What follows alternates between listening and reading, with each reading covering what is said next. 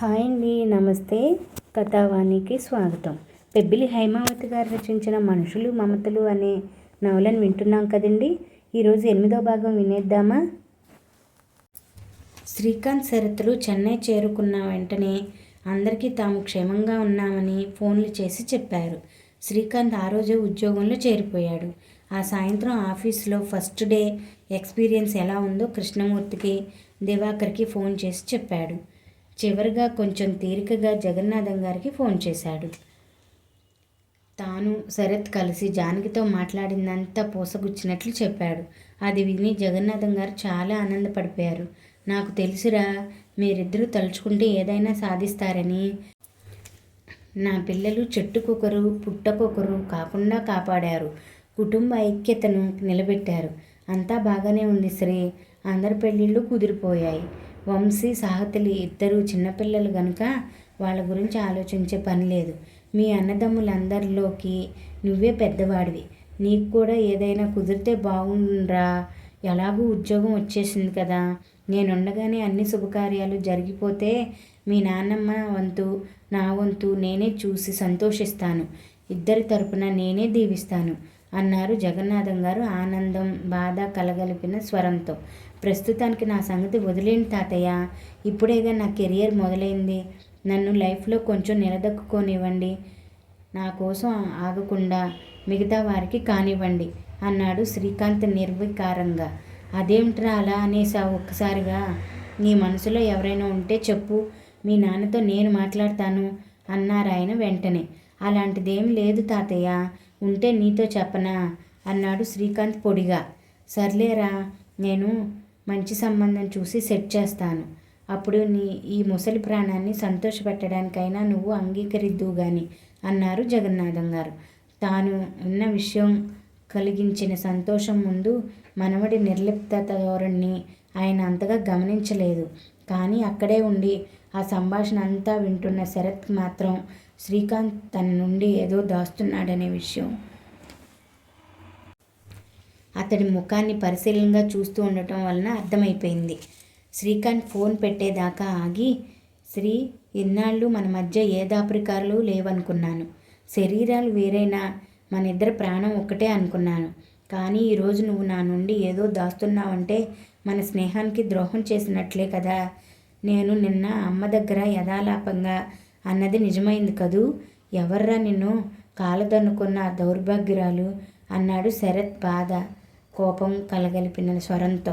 శరత్ అలా నిలదీసి అడిగేసరికి శ్రీకాంత్ ముఖం వాడిపోయింది. అతడి ముఖంలోనే బాధా విచీకలు చూడటంతోనే శరత్కి రూఢి అయిపోయింది తాను అనుమానిస్తున్న విషయం నిజమేనని. చెప్పరా, ఎవర్రా అమ్మాయి అన్నాడు శరత్ నిలదీస్తున్నట్లుగా. ఇక అతడి దగ్గర దాచే ప్రయోజనం లేదనుకున్నాడు శ్రీకాంత్. మనసులోనే ఒత్తిడి తగ్గించుకునేందుకు అటూ ఇటూ 1 నిమిషం పాచార్లు చేశాడు. నార్మల్కి వచ్చాక శరత్ దగ్గరకు వచ్చి కూర్చుంటూ, సారీరా, నీ దగ్గర దాచాలని కాదు, చెప్పేందుకు ఏమీ మిగల్లేదు నాకు. నేను బీటెక్లో చేరినప్పుడే ఒక అమ్మాయిని, అదే మా క్లాస్మేట్ని చూసి ఇష్టపడ్డాను. తను నాతో పాటు అందరితోనూ స్నేహంగానే ఉండేది. మేము 10 మందిమి ఒక గ్రూపుగా ఉండేవాళ్ళం. చదువైనా సరదాలైనా ఏదైనా మేమంతా కలిసి చేసేవాళ్ళం. క్లాస్లో మా 10 మందిమి ఎప్పుడూ టాప్లోనే ఉండేవాళ్ళం. రోజులు గడిచే కొద్దీ తనంటే ఉన్న ఇష్టం ఆరాధన మారింది. తను లేకుండా బ్రతకలేను అనిపించింది. కానీ నా మనసులో మాట బయట పెట్టే ధైర్యం లేకపోయింది. అలాగే బీటెక్, ఎంటెక్ కూడా అయిపోయింది. చివరికి అందరము విడిపోయి సమయం దగ్గర పడింది. అందరము ఎక్కడున్నా సంవత్సరానికి ఒక్కసారైనా కలుసుకోవాలని, నిత్యం ఫోనుల్లో కాంటాక్ట్లో ఉండాలని ప్రామిసులు చేసుకున్నాం.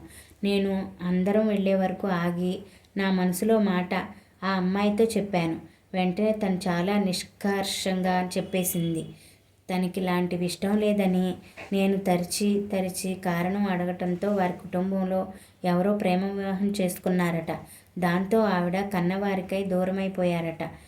ఇటు ప్రేమించి పెళ్లి చేసుకున్న వాడితోనూ ఆమె సుఖపడలేదట. అందుకని తనకు ప్రేమల మీద నమ్మకం లేదని, అదంతా కేవలం తాత్కాలిక వ్యామోహమేనని, మోజు తీరాక ఆ ప్రేమలన్నీ మాయమైపోతే ఇక మిగిలేది శూన్యమేనని, అందుకే తనకి ఇలాంటివి ఇష్టం లేదని పెద్దలు ఎవరిని నిర్ణయిస్తే వాళ్ళనే చేసుకుంటానని చెప్పింది.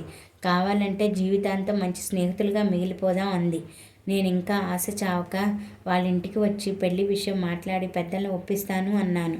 దానికి కూడా తను అంగీకరించలేదు. వద్దులే శ్రీకాంత్, నువ్వు మా ఇంటికి వచ్చి అడిగితే నేను కూడా నిన్ను ప్రేమించాననే అనుకుంటారు మా వాళ్ళు. నా గురించి అలా అనుకోవడం కూడా నాకు ఇష్టం లేదు. దయచేసి ఈ విషయం ఇంతటితో వదిలే అంది. తను కాదని అంత గట్టిగా చెప్పినా తనని తప్ప మరెవరిని నా లైఫ్లో పార్ట్నర్గా అంగీకరించలేనురా. తనకి బొత్తిగా ఈ ప్రేమల మీద నమ్మకం లేదు. ఏం చేయను, అది నా దురదృష్టం అన్నాడు శ్రీకాంత్ నిస్సహాయంగా చూస్తూ. అంతా విన్న శరత్ బాధగా మిత్రుని వంక చూస్తూ, సారీరా శ్రీ, ఈ సమస్యని ఎలా పరిష్కరించాలో నాకు కూడా బోధపడటం లేదు. ప్రాబ్లం పెద్దవాళ్ళదైతే ఏదో విధంగా నచ్చజెప్పి ఒప్పించేవాళ్ళం. కానీ అసలు అమ్మాయి మాట్లాడటానికి ఆస్కారం ఇవ్వకపోతే మనం ఏం చేయగలం అన్నాడు. అందుకే ఈ సమస్యను కాలానికే వదిలిపెట్టేస్తున్నాను. అరే శరత్, దయచేసి నా మీద ఎలాంటి ఒత్తిడి తీసుకురాకండ్రా. ఒకవేళ తాతయ్య నా మీద ఒత్తిడి తెచ్చేలా ఉన్నా ఏదోలా నువ్వే మేనేజ్ చెయ్యాలరా అన్నాడు శ్రీకాంత్ శరత్ 2 చేతులు పట్టుకుని అభ్యర్థిస్తున్నట్లుగా. అలాగే లేరా, పోనీ ఆ అమ్మాయి అడ్రస్ అయినా ఉంటే ఇవ్వరా, నేను అమ్మాయి వెళ్ళి మాట్లాడి వస్తాము అన్నాడు శరత్ ఆరాటంగా. వద్దురా, తనకిష్టం లేని పని నేను ఏదీ చేయలేను. నా ప్రేమలో ఉన్న నిజాయితీ ఏదో నాటికి తన మనసుని తట్టి లేపుతుందనే నమ్మకం నాకుంది. అందాక వేచి ఉంటాను నేను అన్నాడు శ్రీకాంత్ ఆశాభావంతో. సరే అయితే నీకంత మంచి జరగాలని కోరుకుంటున్నానురా అంటూ ఆత్మీయంగా శ్రీకాంత్ భుజాల చుట్టూ చేతులు వేసి దగ్గరకు పొదువుకున్నాడు శరత్. పెదనాన్నగారు, నేను సహతిని మాట్లాడుతున్నాను. ఈరోజు మధ్యాహ్నం నాన్నగారు ఏదో మీటింగ్కి అటెండ్ అయ్యి ఆఫీస్కి తిరిగి వస్తుండగా పెద్ద యాక్సిడెంట్ అయింది. కారు నుజ్జు అయింది. నాన్నగారి కండిషన్ చాలా సీరియస్గా ఉంది. నాకు చాలా భయంగా ఉంది పెదనాన్న. చిన్న పెదనాన్నగారు ఇక్కడే ఉన్నారు. అయినా నాకు ధైర్యం చాలడం లేదు. పెదనాన్నగారికి ఈ విషయం చెబుదామంటే అక్కడ తాతగారు ఇది విని తట్టుకోలేరు. పైగా శ్రీకాంత్ అన్నయ్య కూడా అక్కడ లేడు కదా. వీలైతే మీరు ఒకసారి ఇక్కడికి రాగలరా అంటూనే పెద్ద పెట్టున ఏడ్చేసింది సాహతి. ఆ ఏడుపు వినడంతోనే దివాకర్ గుండెలు అదిరిపోయాయి. అమ్మా సాహతి, ఏడవకమ్మా, నాన్నకు ఏం కాదులే, నువ్వు ధైర్యంగా ఉండు, అమ్మను జాగ్రత్తగా చూసుకో, నేను వెంటనే బయలుదేరి వచ్చేస్తాను అన్నాడు వణికే కంఠంతో. ఎలా తెచ్చుకోమంటారు పెదనాన్న ధైర్యం? డాక్టర్స్ హోప్ లేవదంటున్నారు అంది సాహతి ఏడుస్తూనే. అలా అనకమ్మా, వాడికేం కాదు, పైనున్న మా అమ్మ వాడిని తప్పక కాపాడుతుంది, నువ్వు అధైర్యపడకు అంటూ ఫోన్ పెట్టేశాడు దివాకర్. వెంటనే హాస్పిటల్లో ఉన్న గౌతమ్కి ఫోన్ చేశాడు. అతను ఫోన్ ఎత్తగానే, గౌతమ్, రమణ బాబాయ్కి యాక్సిడెంట్ అయిందంట, కండిషన్ చాలా సీరియస్గా ఉందట, నువ్వు వెంటనే పర్మిషన్ పెట్టి ఇంటికి రారా, ఈలోగా మనకి ఫ్లైట్కి ఏదైనా అవైలబుల్గా ఉందేమో చూస్తాను అన్నాడు దివాకర్ ఆదుర్దాగా. అవును నాన్న, ఇప్పుడే నాకు కావ్య ఫోన్ చేసి చెప్పింది. మీకు చేద్దామని అనుకునేపు మీరే చేశారు. కానీ నాన్న, ఫ్లైట్ అంటే చాలా ఖర్చు కదా, సాయంత్రం ఏదో ఒక ట్రైన్ పట్టుకు వెళ్దాం. రైల్వే వాళ్ళు చాలామంది మీకు తెలుసు కదా, మనకు ఎలాగోలా బెర్తలు దొరికేలా చేస్తారు అన్నాడు గౌతమ్. ఇలాంటప్పుడు డబ్బుల కోసం ఆలోచించకూడదురా, అవతలి వాడు ప్రాణాపాయ స్థితిలో ఉన్నాడట. ఫ్లైట్లో అయితే గంటన్నరలో అక్కడికి చేరుకుంటాం అన్నాడు దివాకర్ ఆందోళనగా. సరే నాన్న, నేను వచ్చేస్తానులేండి అంటూ గౌతమ్ ఫోన్ పెట్టేశాడు. అన్నట్లుగానే దివాకర్ గౌతమ్లు ఫ్లైట్లో హైదరాబాద్కు చేరుకున్నారు. అరే వంశీ, ఎక్కడికి రా బయలుదేరావు అంది కావ్య బ్యాట్ పట్టుకున్న వెళ్తున్న తమ్ముడిని వంక అదురుగా చూస్తూ. కనిపించడం లేదా? ఫ్రెండ్స్తో క్రికెట్ మ్యాచ్ ఆడటానికి వెళ్తున్నాను అన్నాడు వంశీ కావ్య ఆదుర్దాన్ని ఏమీ గమనించినట్లుగా. అరే నీకు బుద్ధుందా రా అసలు? అవతల బాబాయ్కి సీరియస్గా ఉంటే నువ్వు ఇప్పుడు ఆటలకు వెళ్తున్నావా? అసలు అలా వెళ్ళడానికి నీకు మనసెలా ఒప్పుతుందిరా అంది కావ్య మందలిస్తున్నట్లుగా. ఉంటే నేనేం చేయాలట? అయినా వాడికి ఎలా ఉంటే నాకేం? ఐ హేట్ హిమ్ అన్నాడు వంశీ నిర్లక్ష్యంగా. ఏంట్రా ఆ మాటలు? పెద్దవాళ్ళని పట్టుకుని వాడు వీడు అంటావు. అయినా నీకు కోపం ఉంటే ఇలాంటి పరిస్థితిలోనా చూపించేది? పాపం సహతి అక్కడ ఎలా ఉందో ఏమో. నీకు అది అంటే చాలా ఇష్టం కదరా, దానికోసమైనా హాస్పిటల్కి వెళ్దాం పదరా అంది కావ్య నచ్చజెప్తున్నట్లుగా. నేను రాను, నువ్వు వెళ్ళు. ఆయనకు కన్న తల్లి అన్నదమ్ములే అక్కర్లేదనుకున్నప్పుడు మనం ఎందుకు అన్నాడు వంశీ అదే ధోరణిలో.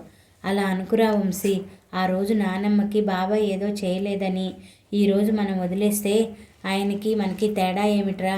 అయినా సహతి అక్క కోసమైనా మనం వెళ్ళాలి కదరా, పద అంటూ కావ్య వంశీ చేతిలోని బ్యాట్ తీసుకుని పక్కన పెట్టి అతని చేయి పట్టుకుంది. వెళ్దాం పద అన్నట్లుగా. నువ్వు సాహతి అక్క పేరు చెప్పి నన్ను లొంగదీస్తున్నావు అని గొనుక్కుంటూ కావ్య వెంట నడిచాడు వంశీ. తీరా హాస్పిటల్కి వెళ్ళాక అక్కడి వాతావరణం చూశాక అతడి మనసు ఎంతో ఆందోళనకరంగా గురైంది. తెలియకుండానే రమణ మీద జాలి కలిగింది. అప్రయత్నంగా అతడి కళ్ళల్లో నీళ్లు తిరిగాయి. వయసులో సాహతి కంటే చిన్నవాడే అయినా చూపులకు కావ్య కంటేనూ సాహతి కంటేనూ దృఢంగా పెద్దవాళ్ల కనిపిస్తాడు వంశీ. హృదయ విదారకంగా ఏడుస్తున్న సాహతిని 2 చేతులతోనూ దగ్గరకు తీసుకున్నాడు. అనునయంగా చిన్నపిల్లను ఓదార్చినట్లు తల నిమురుతూ ఉండిపోయాడు. తెలియకుండానే ఆ క్షణంలో వంశీకి ఏదో పెద్దరికం, బాధ్యత వచ్చి చేరాయి. మరో పక్క కావ్య ఊరుకోవే అంటూ సాహతిని సముదాయించసాగింది. దివాకర్, గౌతమ్ హాస్పిటల్లో అడుగుపెట్టేసరికి అందరూ ఆందోళనగా ఐసీయూ వంక చూస్తూ అక్కడే నుంచున్నారు. వాళ్ళను చూడటంతోనే సాహతి సుడిగాళ్ళ పరుగున వెళ్ళి పెద్దనాన్న అంటూ ఏడుస్తూ దివాకర్ని చుట్టేసింది. మరో పక్క రమణ భార్య శాంత కుమిలి కుమిలి ఏడుస్తూ కూతురి వంక జాలిగా చూడసాగింది. శంకరం దివాకర్ని చూసి సంభ్రమాశ్చర్యాలకి లోనయ్యాడు. అతని రాక శంకరం ఏమాత్రం ఊహించలేదు. దివాకర్ అవేమీ పట్టించుకోకుండా వారి దగ్గరకు వచ్చి అనునయంగా మాట్లాడుతూ యాక్సిడెంట్ ఎలా జరిగింది వివరాలు అడిగి తెలుసుకున్నాడు. రమణ కండిషన్ సాహతి ఫోన్లో చెప్పిన దానికంటే దారుణంగా ఉంది. కాళ్ళు నుజ్జు అయిపోవడంతో 2 కాళ్ళు తీసేశారు. అతని శరీరం అంతా గాయాలతో రక్తసిక్తమై ఉంది. 24 గంటలు గడిస్తే గానీ ఏమీ చెప్పలేమన్నారు డాక్టర్లు. గౌతమ్ డాక్టర్ అని తెలియటంతోనే అతడు రమణని చూసేందుకు ఐసీయూలోకి అనుమతించారు. రమణ కండిషన్ ఎంత క్రిటికల్గా ఉందో చూశాడు గౌతమ్. లోపల నుండి వచ్చిన గౌతమ్ని పట్టుకుని ఏడ్చేస్తూ ఏం చెప్పరే అన్నయ్య, నాన్నగారికి ఎప్పుడు స్పృహ వస్తుందో ఏమైనా చెప్పారా అని అడిగింది సాహతి ఆత్రంగా. గౌతమ్ సాహతిని పొదివి పట్టుకుని తీసుకువచ్చి వెయిటింగ్ హాల్లో ఉన్న సోఫాలో కూర్చోబెడుతూ ఏంట్రా ఇది, ఊరుకో అమ్మా, కండిషన్ కొంచెం సీరియస్గానే ఉన్నా ఇందాకటి కంటే ఇప్పుడు బెటర్గా ఉందన్నారు డాక్టర్స్. నువ్వేం దిగులు పడకు, మేమంతా ఉన్నాం కదా, నాన్నగారికి ఏం కాదు. ఐ థింక్ రేపు మధ్యాహ్నం కల్లా నాన్న మనతో మాట్లాడతారు చూడు అంటూ అనునయంగా ఆమె తల నిమురుతూ ఉండిపోయాడు. అక్కడే ఉన్న రమణ భార్య శాంత, బాబు నిజం చెప్పు, మీ బాబాయ్ మనకు దక్కుతారంటావా అని అడిగింది ఏడుస్తూ. పిన్ని, నువ్వే ఇలా అధైర్యపడితే ఎలా? చూడు చిన్నపిల్ల చెల్లి ఎలా తల్లడిల్లిపోతున్నదో, దానికోసమైనా కొంచెం కంట్రోల్ చేసుకోవాలి కదా అన్నాడు గౌతమ్ మందలిస్తున్నట్లుగా. అవునమ్మా, నువ్వు ఇలా అధైర్యపడితే చిన్నపిల్ల సాహతికి ఎలా ఉంటుందో కొంచెం ఆలోచించు, కొంచెం ధైర్యంగా ఉండు, నేను చెప్తున్నాను కదా, వాడికేం కాదు అన్నాడు దివాకర్ ధైర్యం చెప్తున్నట్లుగా. ఏం ధైర్యం బావగారు, 2 కాళ్ళు తీసేశారట, గాయాల నుండి రక్తం చాలా పోయిందట, ఇప్పటికే 4 బాటిల్స్ రక్తం ఎక్కించారు, బ్లడ్ బ్యాంక్లో ఈయన గ్రూప్ రక్తం అయిపోయిందట, పైనుండి తెప్పిస్తామన్నారు, వాళ్ళు ఎప్పటికీ వచ్చి రక్తం ఇస్తారో ఏమో, ఆయనకు కాళ్ళు తీసేసేందుకు కాదు నా బాధ, మనిషిని దక్కించుకోగలుగుతామా లేదా అన్నదే నా భయమంతా అంది శాంత కంపిత స్వరంతో. బ్లడ్ గురించి దిగులు పడకు పిన్ని, ఆల్రెడీ నేను బ్లడ్ ఇచ్చి వచ్చాను లోపల, అది అయ్యేలోగా బయట నుండి వచ్చేస్తుందిలే అన్నాడు గౌతమ్ ధైర్యం చెప్తున్నట్లుగా. అరే గౌతమ్, నాది ఓ పాజిటివ్ రా, నా గ్రూప్ యూనివర్సల్ గ్రూప్ కదా, ఎవరికైనా పనికొస్తుంది, నేను ఇస్తాను అన్నాడు దివాకర్ ముందుకు వస్తూ. అక్కడే ఉన్న కావ్య, మీరుండండి పెద్దనాన్న, నాది తమ్ముడిది బి పాజిటివ్ గ్రూపే కదా, మేమిస్తాం, చాలకపోతే మీరు ఇద్దరు గానిలేండి అంది ఉద్వేగంగా. కావ్య వంశీ రక్తం ఇచ్చి వచ్చాక అందరూ ఒకరికొకరు సపోర్ట్గా అక్కడే ఉండి ఆందోళనగా రమణ ఉన్న ఐసీయూ వంక చూస్తూ ఉండిపోయారు ఆశగా. మర్నాడు మధ్యాహ్నం 12 గంటలకు రమణ కళ్ళు తెరిచి చూస్తాడని, గండం గడిచి గట్టెక్కినట్లనని డాక్టర్లు చెప్పారు. అతన్ని చూడాలంటే అందరూ ఒక్కసారే కాకుండా ఇద్దరిద్దరు చొప్పున వెళ్ళి చూసి రమ్మని, పేషెంట్ను మాట్లాడించి డిస్టర్బ్ చేయొద్దని మరో 2 గంటల తర్వాత పర్మిషన్ ఇచ్చారు. ఆ వార్త వినడంతోనే అందరి మనసులా తేలికపడ్డాయి. ముందు సాహతి, శాంత వెళ్ళి చూసి వచ్చారు. ఆ తర్వాత మిగతా వాళ్ళంతా వెళ్ళారు. చివరగా దివాకర్, గౌతమ్ వెళ్ళారు. రమణ అందరి వంక నిస్సహాయంగా చూడటం తప్ప ఎవరితోనూ ఏమీ మాట్లాడలేకపోయాడు. దివాకర్ని, గౌతమ్ని చూడటంతోనే అతని కళ్ళు ఆశ్చర్యంతో పెద్దవయ్యాయి. ఆ తర్వాత నీటితో నిండిపోయాయి.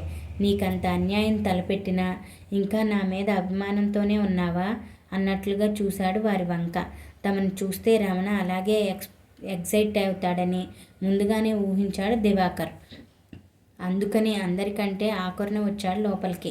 రమణ చేతులు ఓదార్పుగా నిమురుతూ, పిచ్చివాడా, మనసులో లేనిపోని ఆలోచనలు పెట్టుకుని ఆరోగ్యం పాడు చేసుకోకు. Blood is thicker than water అంటారు, అందుకే. అయినా ఈ పరిస్థితుల్లో నేను రాకుండా ఉండగలనా? పాపం అన్నయ్య నీకు ఇలా జరిగిందని తెలిసి తల్లడిల్లిపోతున్నాడు. ఈ విషయం నాన్నగారికి తెలిస్తే ఏమైపోతారోనని భయంతో అన్నయ్యకు రావాలనున్నా అక్కడే ఉండిపోయాడు అన్నాడు దివాకర్ అనునయంగా. దేవుడిలాంటి అన్నయ్యను నిన్ను తోలనాడినందుకు ఆ దేవుడు నాకు ఇలాంటి శాస్తి చేశాడు చూసావా అన్నయ్య అన్నాడు రమణ మాటలు కూడదీసుకుంటూ. 8వ భాగం ఇంతటితో సమాప్తమండి. మిగతా నవలను రేపటి భాగంలో తెలుసుకుందామా? Thank you for watching. Please subscribe for more stories.